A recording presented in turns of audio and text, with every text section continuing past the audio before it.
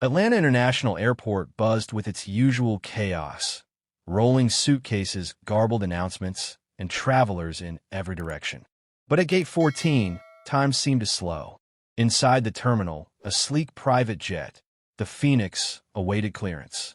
And standing a few feet from the gate, Serena Brooks, a powerful 41-year-old black woman and the CEO of Aura Renewables, checked her watch again. Her sharp navy suit did little to hide the storm brewing beneath her calm exterior. Aura's jet had suffered a critical malfunction hours earlier, grounding her personal crew. With billions on the line and a government summit waiting in New York, her assistant had secured a last-minute private charter. It wasn't ideal, but it would have to do, or so she thought. As Serena approached the gate, tension thickened. A tall man in a pilot's uniform, Captain Rick Mitchell, stood like a wall, arms crossed, radiating disdain. Beside him, First Officer Liam Hayes looked on with unease. "I'm sorry, Ms. Brooks," said Chloe Jenkins, the young gate agent, visibly nervous. "Captain Mitchell, he's refusing to board you." Serena blinked. "What?" Mitchell didn't wait. His voice rose, sharp enough to pierce the terminal's din.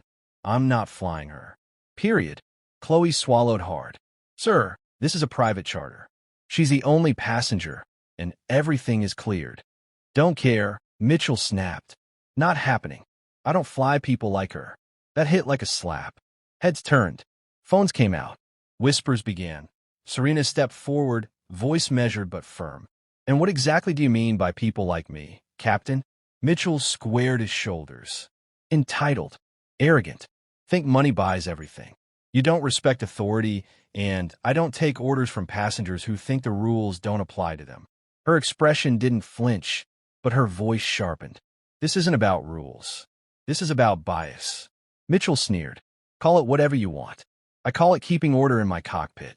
Liam Hayes shifted uncomfortably. "Rick, maybe this isn't the right way to handle this." "Stay out of it," Mitchell growled. The murmurs behind them grew louder. A woman whispered, "Isn't that Serena Brooks?" Someone else murmured, "Is this racial?" Serena turned to Chloe. "Contact your supervisor. Now." Chloe nodded shakily and reached for her radio. "You think you're untouchable," Mitchell spat, eyes locking on Serena. "But you're not. Not today." She met his gaze without blinking. "This isn't about today, Captain. This is about every yesterday people like me have had to endure." Within minutes, Supervisor Douglas Thorne arrived, a tall man with a clipped tone and corporate calm. "What's going on?" he asked. "Captain Mitchell refuses to allow Ms. Brooks to board," Chloe explained. Thorne turned to Mitchell. "Captain, is there a safety concern?"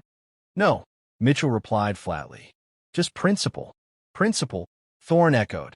"That's not a valid reason to deny boarding." "She's not flying on my aircraft," Mitchell said, jaw clenched. Thorne's tone cooled. "Captain, you're on contract. Your discretion is limited. If you can't cite a regulation or safety issue, I'll have to escalate this." "I don't care," Mitchell barked. "Let her sue. Let the media cry. I'm not backing down." Serena's gaze didn't falter. "This isn't just about a seat. It's about dignity. And I'm not going anywhere." Then, as if on cue, two FAA officials strode into the terminal, their badges flashing under fluorescent lights. The tension doubled. "Who's in charge here?"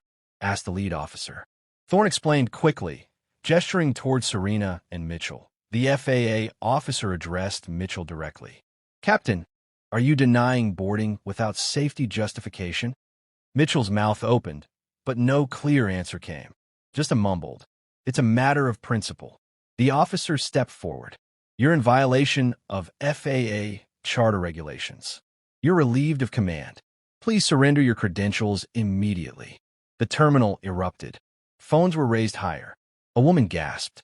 Mitchell stood frozen, then yanked off his badge and stormed off. Serena didn't smile. She didn't flinch.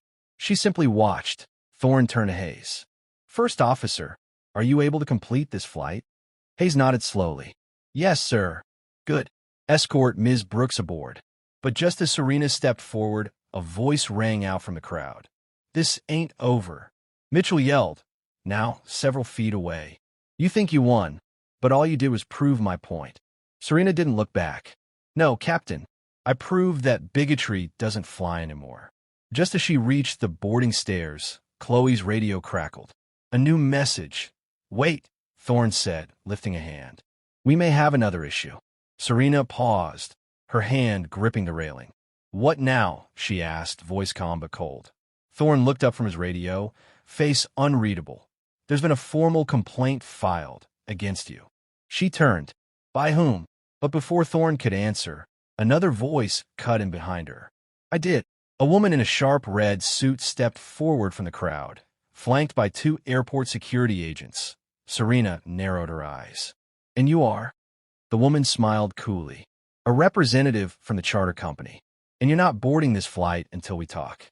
Serena exhaled slowly, her jaw tightening. The battle, it seemed, wasn't over.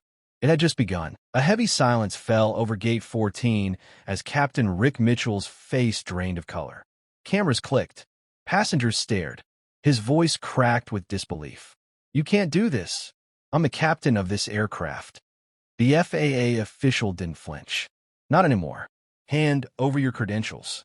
Mitchell's protests quickly turned hostile, his words unraveling into a storm of indignation. Security officers moved swiftly, flanking him. His career, once marked by flight hours and medals, now ended with a walk of shame through a stunned terminal. The crowd watched as he disappeared, swallowed by the same system he thought would protect him. First Officer Liam Hayes, still adjusting to the chaos, stepped forward. I'm fully certified to assume command, he said calmly. Supervisor Thorne nodded. Captain Hayes, the aircraft is yours. Serena Brooks stood still, absorbing everything.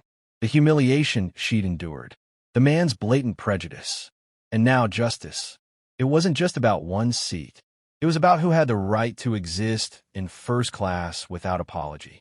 Chloe, the nervous gate agent from earlier, gave Serena a quiet, respectful nod.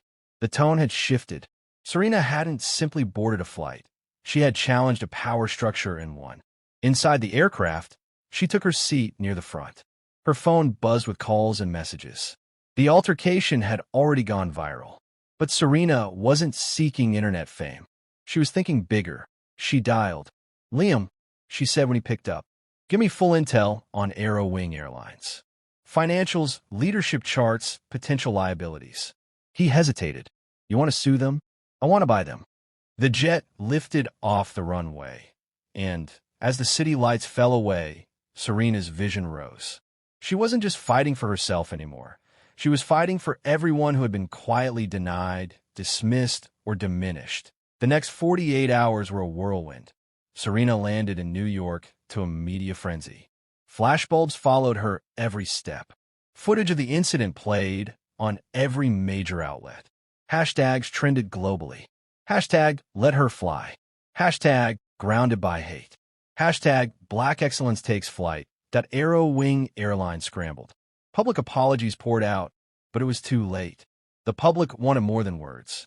They wanted change. The FAA revoked Mitchell's license the next day. Aero Wing fired him. But Serena wasn't satisfied with symbolic justice. She wanted systemic transformation. She brought together her board at Aura Renewables and laid out her plan. Not a lawsuit, not a PR campaign, a full acquisition. I'm not here to tear down a broken system, she said. I'm here to rebuild it. Within a week, Serena began negotiations. With the support of allies, investors, and civil rights organizations, she positioned herself to take control of Aero Wing Airlines. Under her leadership, the airline underwent a radical transformation. Diversity and equity training became mandatory. Hiring was revamped to reflect the real world. Clear reporting systems were installed to give voice to crew and customers alike. Policies were rewritten, every page bearing Serena's fingerprints. She didn't rest. She toured maintenance hangars, sat with baggage handlers, listened to cabin crews. She became a familiar face in places CEOs rarely visited, not to supervise, but to understand. Her approach sent shockwaves through the industry, and then came the letter, unsigned but unmistakable in tone. A coalition of old guard airline executives warning her, challenging her rise, suggesting that her kind of leadership didn't fit in their skies. She read it once, then dropped it on her desk. "They're scared," she told her assistant. "Good." The next morning, Serena took the stage at a press conference. Her coalition, investors, flight attendants, civil rights leaders stood behind her. "We're building a future where flying is not a privilege for the few, but a safe, respectful experience for everyone," she said. "Where pilots are chosen for skill, not skin. Where gatekeepers are trained to welcome, not judge." One reporter called out, "Ms. Brooks, do you believe the industry is ready for a leader like you?" Serena smiled. "I'm not here to ask permission." Applause thundered. Cameras flashed. But as Serena stepped off the stage and reached for her phone, a final message appeared.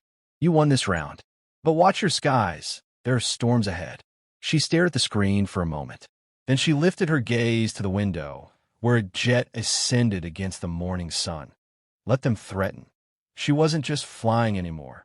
She was building the runway.